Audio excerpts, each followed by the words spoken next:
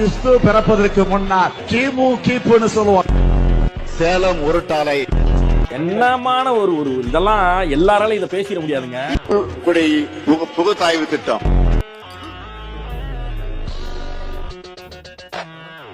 பருப்பு, தாலி அரிப்பு, அந்தரங்கத்தில் தொங்கிட்டு இருக்கு. வம்சவாளி தமிழர்கள் அவர்கள்.